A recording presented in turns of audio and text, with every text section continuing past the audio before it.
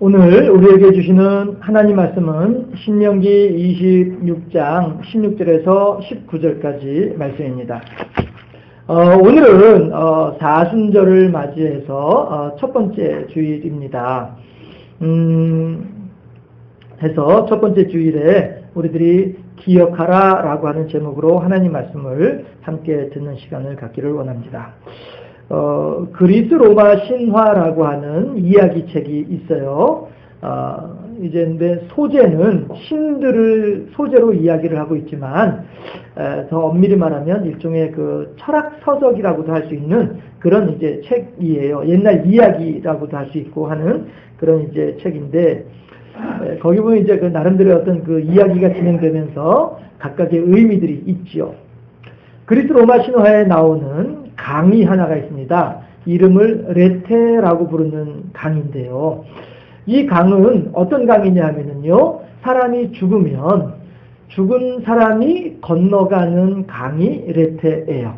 그래서 그 강을 건너가게 되면 살아있을 때의 모든 기억들을 다 잊어버리게 된다 하는 그런 내용인 것이지요.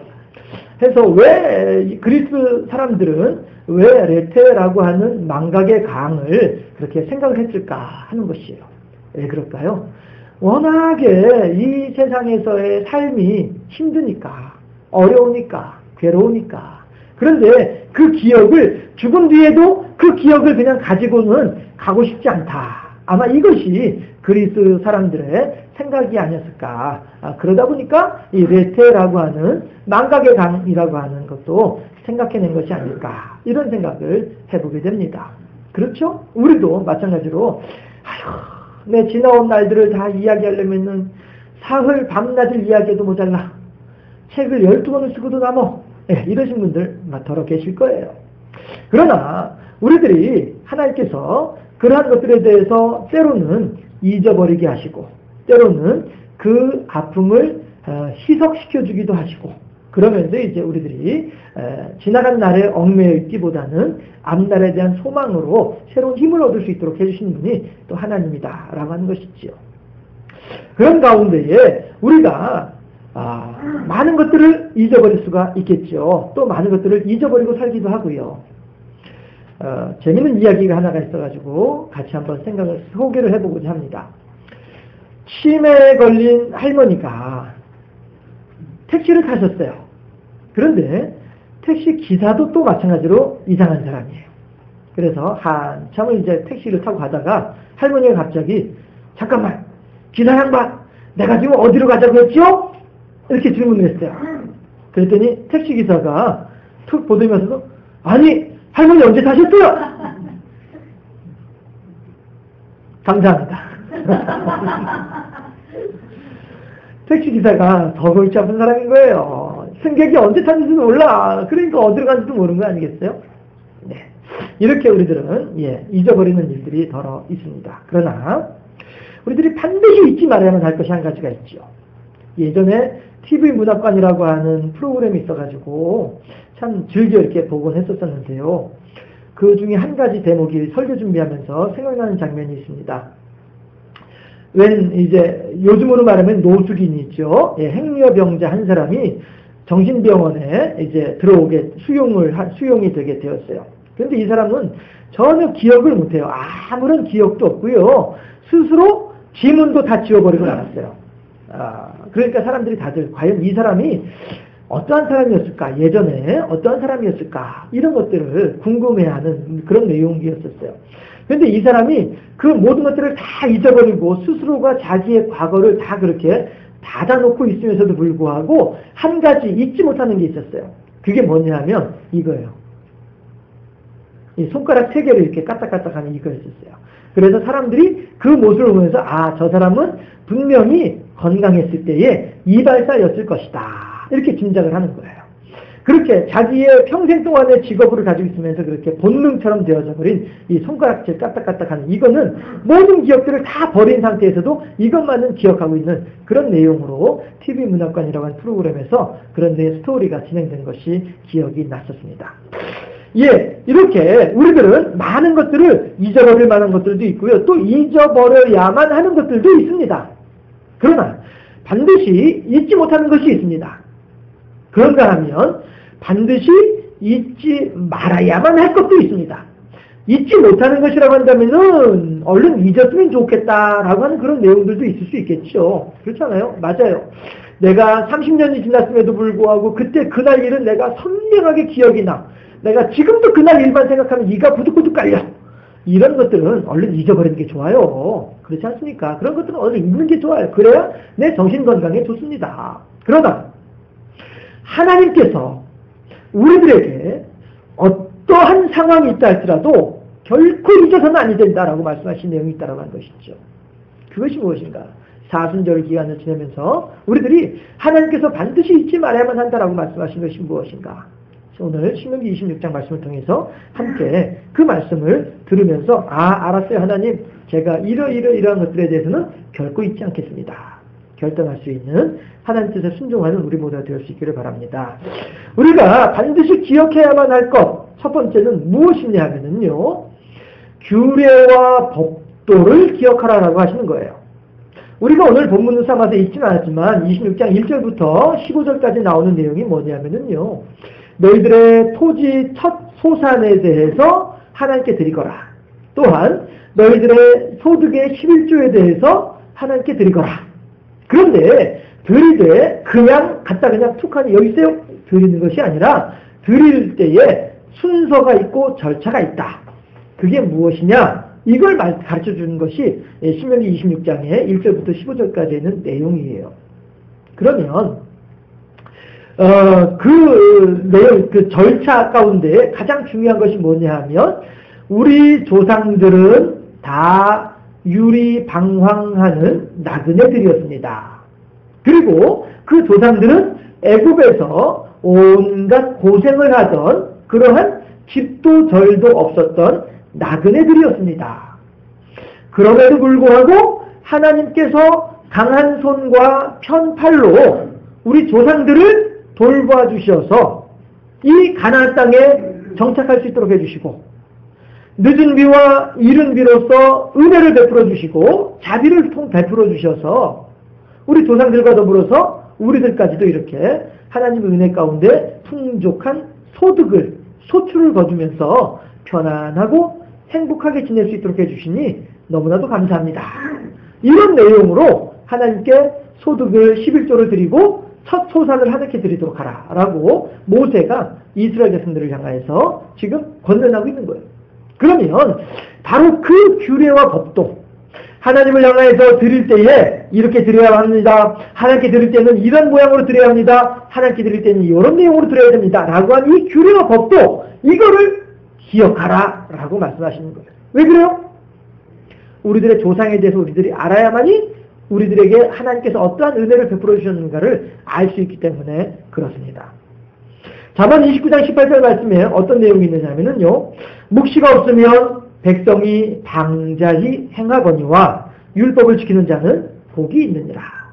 묵시라고 하는 것이 무엇이겠습니까? 하나님의 말씀인 것이죠. 하나님의 계명인 것입니다. 우리들은 비록 귀찮지만, 우리들은 비록 어렵지만, 우리들은 비록 싫지만, 그럼에도 불구하고 이것이 오늘 내게 주어진 하나님의 묵시다, 이것이 오늘 내게 주어진 하나님의 뜻이다 한다면은 거기에 순종해야만 한다는 것이에요. 그런데 묵시가 없어요. 왜 없습니까? 하나님께서 말씀하시지 않아서 없습니까? 아니죠. 우리가 받아들이지 않기 때문에 없는 겁니다. 하나님의 말씀을 외면하기 때문에 없는 것이고요, 하나님의 말씀을 무시하기 때문에 없는 것입니다. 하나님과 나와 따로 떨어져 있는 따로 국밥처럼 그렇게 별개의 존재로 생각을 하다 보니까 하나님은 저 멀리 계신 하나님이고 나는 이곳에 있는 나니까 라고 생각을 하다 보면 내 삶에 묵시가 없게 된다라고 하는 것이죠. 하나님의 말씀하심에 대해서 귀 기울이지 않는 삶이 되어져 버리면 그 사람들은 어떤 사람이 된다고요? 방자히 행한다. 교만하게 행한다. 자기 멋대로 살아간다. 자기 뜻대로 살아간다. 하나님의 계명과 율법에 대해서는, 규례와 법도에 대해서는 무시해버리고 내 욕심대로, 내 생각대로, 내 소견에 오른 대로 살아가는 사람들이 되더라. 하나님을 떠난 백성들이 되더라. 하나님과는 아무런 관계가 없는 백성들이 되더라 하는 것입니다. 그러므로 하나님께서는 묵시가 없으면 백성이 방자히 행하거니와 율법을 지키는 자는 어떤 사람들이에요? 하나님의 말씀대로 살아가고자 하는 사람들인 것입니다. 하나님의 뜻대로 살아가고자 하는 사람들인 것입니다. 하나님을 기쁘시게 하는 삶을 살기를 바라는 사람들인 것입니다. 하나님께 헌신하고자 하는 사람들인 것이지요. 비록 내 소득의 11조를 하나님께 드려야 됩니다. 내 시간의 일부분을 하나님께 드려야만 합니다. 내 마음의 일부분을 하나님께 드려야만 합니다. 그 하나님께서 내게 귀찮은데도 불구하고 일요일이다, 주일이다, 빨리 교회 나와야 된다, 예배 시간이다, 나를 깨운단 말이죠. 아우 귀찮은데, 늦잠 좀 자고 싶은데, 그럼에도 불구하고 나와야 되는데, 야, 이거 예수 믿는 게 보통 일이 아니구나. 율법이 묵시가 없으면 백성이 방자히 행하는 것처럼 그렇게 우리들도 우리들의 신앙생활이 어렵습니다. 하나님을 향해서 올바른 신앙을 간직하고 있기가 너무나도 쉽지가 않은 그런 세태입니다. 그럼에도 불구하고 그 모든 유혹들을 물리치면서 그 모든 괴계들을 깨뜨리면서 하나님을 향하여 우리들의 순수한 신앙을 올려드리게 될 때에 그 사람이야말로 하나님께서 나의 규례와 법도를 지켜 행하라라고 하시는 말씀에 순종하는 사람들이 아니겠느냐 라고 하는 것입니다. 하나님의 말씀, 하나님의 원리, 하나님의 원칙, 그 원리와 원칙이라고 하는 것은 우리들을 괴롭히고자 함이 아니라 우리들의 자그마한 것을 받으시고 우리들에게 큰 것으로 주고자 하시는 하나님의 사랑의 말씀인 줄을 믿고 더욱더 하나님을 향하여 하나님의 규례와 법도를 준행하기에 힘쓰는 우리 모두가 되어질 수 있기를 주님의 이름으로 축원합니다. 하나님께서는 우리로 하여금 하나님의 말씀을 준행함으로써 결코 죽지 아니하고 영생의 소유자가 되기를 바라신 분이 하나님이시다 하는 겁니다. 진정으로 행복한 하나님의 백성으로 세워지기를 바라신 분이 하나님이시다 하는 사실입니다. 이것이 오늘 우리를 향한 하나님의 선하시고 온전하신 뜻인 것을 반드시 믿으시고 하나님의 규례와 법도를 준행하기를 힘쓰는 우리 모두가 되어질 때에 그러한 우리들에게 하나님은 복을 더해주실 것이다. 우리 옆에 있는 분들에게 덕담을 한번 하도록 하겠습니다. 옆에 있는 분들에게 주님 말씀대로 삽시다. 복을 주실 것입니다. 그렇습니다. 출애굽 당시에 많은 잡족들이 이스라엘 백성들이 애굽에서 나올 때에 많은 잡족들이 이방 족속들이 있죠. 잡족들이 이스라엘 백성들을 따라서 같이 나왔습니다. 하나님께서는 이 사람들을 어떻게 할까 하시다가 새로운 규례를 주셨어요. 뭐냐 하면 이방인이라 할지라도 이스라엘 총회 가운데에서 3대 할아버지와 아버지와 나 3대가 이스라엘의 총회 가운데서 거합이 되면 나부터는 이스라엘 사람으로 인정해 주어라. 하나님께서 그렇게 말씀하시는 거예요. 보세요. 이스라엘 백성이 되는 것은요. 하나님의 선택한 백성이 되는 방법은요. 다른 데 있지 않은 거예요. 혈족을 따라서 하나님의 백성이 되는 것이 아니란 말이에요. 우리들은 혈족을 따라서 가문의 일원이 되어지지만은 하나님의 가문, 하시 가문의 일원이 되고자 할 때는요. 오직 한 가지 방법밖에 없는 거예요. 뭐냐면 하나님의 말씀대로 살아가는 것. 우리들이 하나님의 뜻대로 살아가고자 할 때에 우리들은 하나님의 구원받은 백성이요. 하나님의 복받은 백성이 되더라. 우리도 또한 그렇게 주님의 규례와 법도를 준행할 때에야 비로소 하나님의 백성이 될 수 있음을 기억하시고 하나님의 규례와 법도를 온전히 따라 나가는 우리 모두 되시기 바라고요. 또한 두 번째 우리들이 기억해야만 할 것이 또 있다고 한다면 그것은 뭐냐 하면 주님께서 하나님께서 확언하셨다는 거예요. 확언이 뭡니까? 분명한 사실이에요. 변할 수 없는 사실이에요. 해외여행을 하신 분들은 잘 아시겠습니다만은 비행기 티켓을 여행사를 통해서 비행기 티켓을 구입을 했어요. 그럼 구입한 것으로 끝나는 것이 아니죠. 출국하기 전에 비행기 타기 이틀이나 3일 전에 여행사에다 다시 전화해야 돼요. 전화해가지고 나 그날 그때 그 시간에 그 비행기 탈 겁니다. 그 자리 잘 챙겨놓고 계세요. 티켓만 있다고 해서 되는 것이 아니라 이렇게 여행사에다가 확인을 해줘야만 하는 거예요. 컨펌을 해줘야만이 그럴 때 여행사에서는 이 사람은 분명히 이 비행기를 타는구나 라고 하는 사실을 알고서 그 좌석을 그 티켓을 다른 사람에게 넘기지 않는다는 거죠. 그러나 그 컨펌을 하지 않게 되면은요 그 여행사에서 티켓을 다른 사람에게 넘긴다 할지라도 달리 할 말이 없는 이런 일들이 있더란 말이죠. 그런 것처럼 하나님께서도 하나님의 말씀 한마디가 분명하다라고 하는 것이에요. 그렇게 확언하심으로써 변할 수 없게 된다라고 하는 것입니다. 성경에서 재미있는 이야기를 하나 찾아낼 수가 있습니다. 에스더서를 보게 되면은요, 임금이, 아하수에로 임금이 이 하만이라고 하는 간신의 꼬임에 넘어가서 하만의 족속, 아갓 사람들로 하여금 에스더의 족속, 유대인들을 멸절시키도록 그렇게 명령을 하게 되었습니다. 임금이 똑똑하지 못하다 보니까 간신의 괴기의 꼬임에 넘어가가지고 잘못된 명령을 내린 것이에요. 그리고 난 뒤에 이제 나중에 정작 아이고야 큰일 났네. 이거 내가 이 명령을 잘못 내려서 큰일 났다. 후회해봐야 소용이 없는 거죠. 왜냐하면 임금이 그건 뭐 임금이 다시 명령 다시 내리면 되지. 그거 취소다. 아각 사람들은 결코 유대인들을 건드리지 말아라. 취소다. 이렇게 명령하면 될 것 아니냐 생각할 수도 있겠지만 임금의 명령은 한번 하다라면 그것으로 끝난 거예요. 우리가 마치 화살을 딱 쏠 때에 화살이 활에서 떠나고 나면 그 뒤에는 더 이상 어떻게 사람으로서는 어찌 할 수 있는 방법이 없는 것처럼 그렇게 왕의 명령이라고 하는 것도 한번 떨어지게 되면 더 이상 바꿀 수 없는 것이다.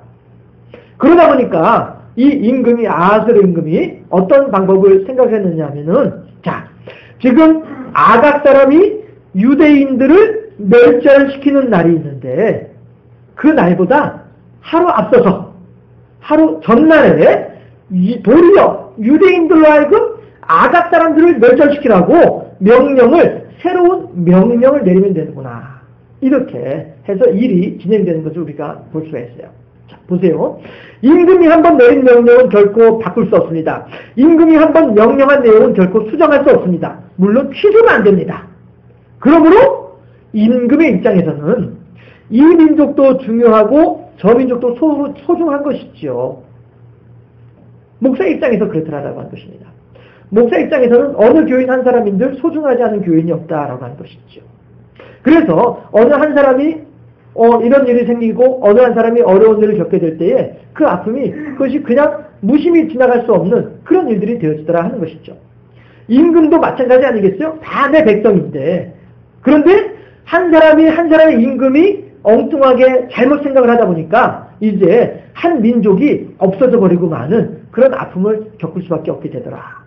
참 지혜롭게 잘 행해야만 하겠다라고 하는 생각을 한 번 더 해보게 됩니다만 그러나 이 이야기 가운데서 우리가 반드시 집중해서 보아야만 할 것이 있다고 한다면 그것은 뭐냐면 왕의 명령의 무게감이에요. 그만큼 권위가 있고 그만큼 권세가 있다라고 하는 것이죠. 왕이 한번 명령을 내렸으면 왕 스스로도 그 명령을 바꿀 수가 없는 것처럼 하나님께서도 지금 우리들에게 이 세상 임금조차도 그만큼의 자기의 말에 대해서 권위와 권세를 그렇게 부여하고 있는 중인데 하나님께서 우리들에게 하신 말씀이라고 한다면 어떠한 말씀이겠냐 하는 것이에요. 하나님은 우리들이 한번 이렇게 할 것이다 라고 말씀하시면은 그것에 대해서 야 상황이 바뀌었잖아. 사정이 달라졌잖아. 너희들이 먼저 배신했잖아. 그러니까 나도 내 말을 바꿀 거야. 너희들 아무 할 말 없지? 이런 하나님이 아니란 거예요. 사정이 달라졌어도 상황이 바뀌었어도 사람들이 먼저 배신했어도 사람들이 먼저 하나님의 마음을 아프겠다 할지라도 너희들을 향한 사랑의 마음은 결코 변함이 없을 것이다. 하나님께서 우리들에게 약속하고 계시다 하는 사실이죠. 그렇습니다. 이것이 우리들이 반드시 기억해야만 할 두 번째 내용이다 하는 것입니다.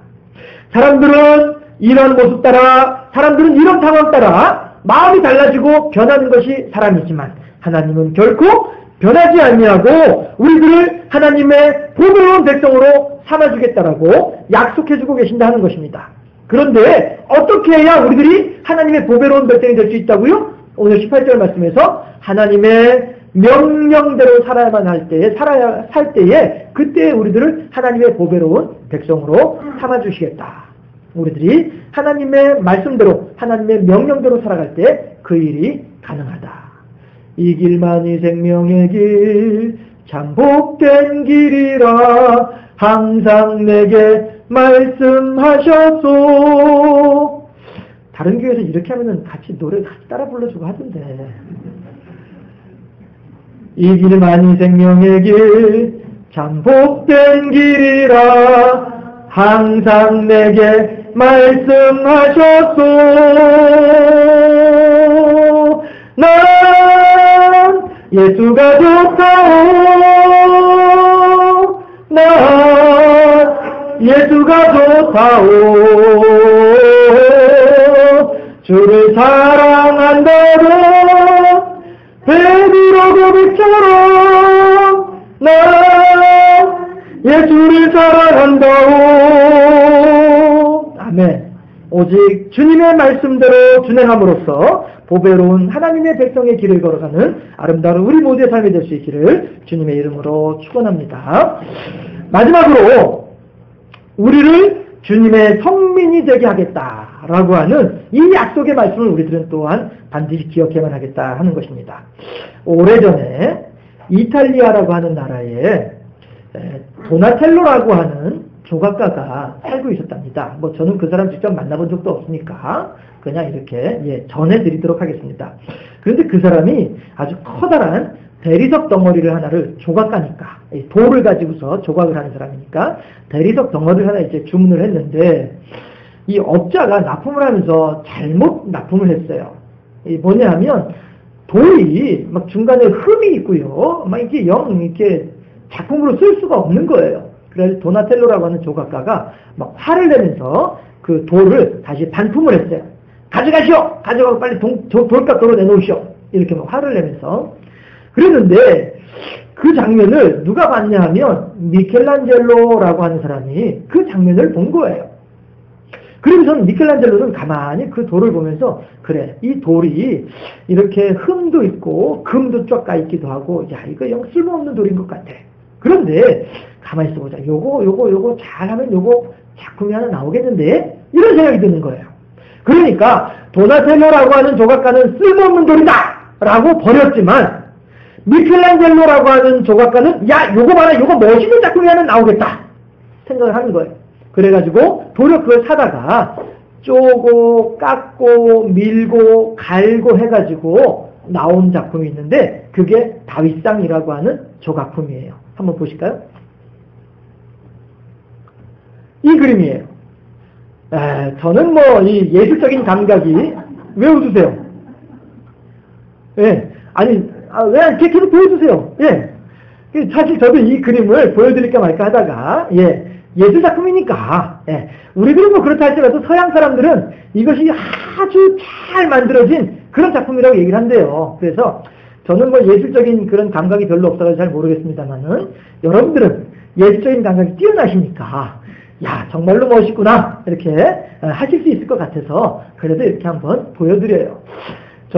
저에겐 전혀 없는 복근, 저한테는 전혀 없는 상두박근, 이런 거, 저한테는 전혀 없는 이 허벅지 살, 근육 이런 거, 아주 그 대단한 장군이요 임금이었던 다윗의 모습을 그대로 표현을 하고 있는 아주 마치